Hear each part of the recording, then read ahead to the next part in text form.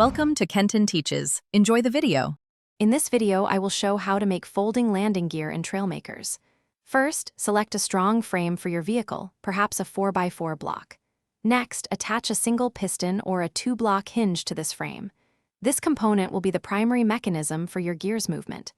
Then, connect your actual landing gear leg, which could be a 3-block long beam, to the piston or hinge. Make sure there is ample space, at least 5 blocks, for the gear to fully retract and extend without obstruction. Now, let's set up the actuator. Adjust your piston's extension to about 3 blocks or your hinge's angle to 90 degrees for full retraction. Assign a convenient key, like G for gear, to control this movement. For multiple gear legs, employ a logic gate, such as AND and gate, to ensure all components move simultaneously. This prevents uneven deployment. Always perform several test cycles, at least 10 times, to confirm smooth operation and prevent any unexpected glitches during flight. For more advanced designs, integrate suspension blocks like a single spring into each gear leg to absorb landing impacts, protecting your vehicle.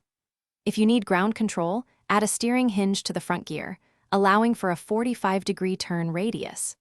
Furthermore, attach aerodynamic fairings, perhaps 2 wedge blocks, around the retracted gear to minimize air resistance during flight.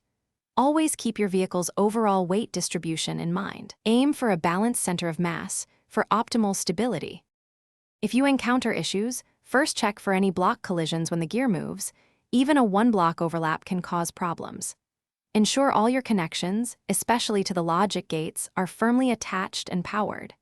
Sometimes, adjusting the piston's speed to a slower setting, like 1/2 speed, can resolve jerky movements. Don't hesitate to experiment with various block types, such as different sized beams or hinges, to find the most effective and compact solution for your specific aircraft design. Thanks for watching. Please subscribe if this video was helpful.